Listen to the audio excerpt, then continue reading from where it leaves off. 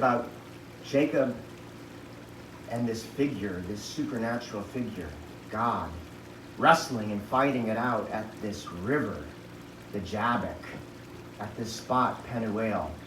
It's just fascinating and intriguing and very deeply layered, so much here. And also just bewildering. I always come away from this story wondering, who really won this wrestling match? Did Jacob really win and prevail? Wrestled with God and prevailed? Or is that not quite right? After all, he goes away limping, wounded, with a new name which indicates God's sovereign ability to change him. It may be that this story is really about truly winning through losing, letting go and not asserting yourself, and thereby truly winning. I think you've got both things in this story, and they're encapsulated in this name Israel. If we take a look in the text at Israel, there's a couple things going on.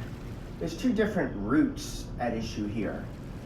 There's one root, Sarah, which the playful etymology of the text unravels to mean that the significance of the name Israel is that Jacob has wrestled.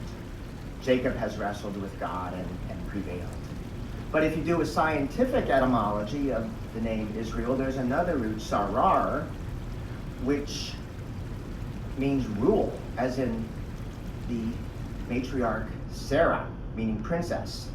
So another, even more scientifically accurate meaning of Israel is God rules.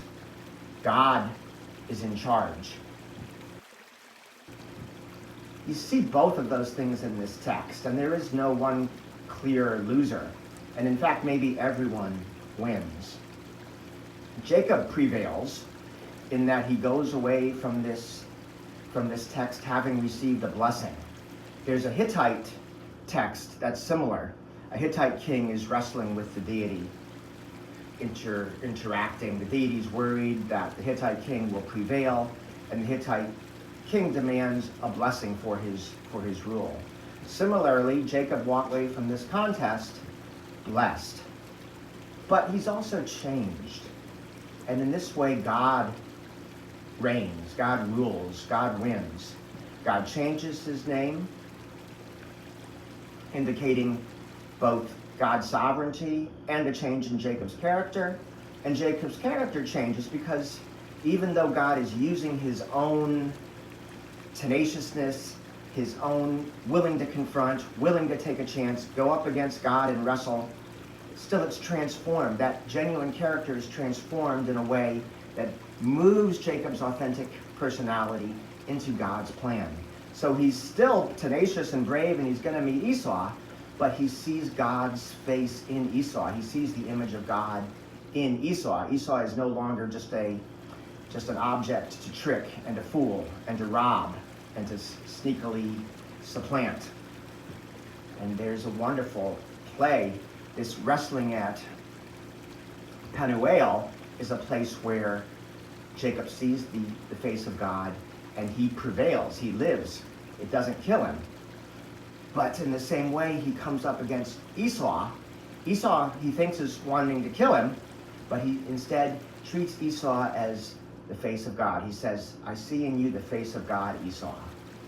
And in that way, Jacob wins both times. He doesn't die with God at the Jabbok, and he doesn't die with Esau when he encounters his brother, who was previously murderously furious with him.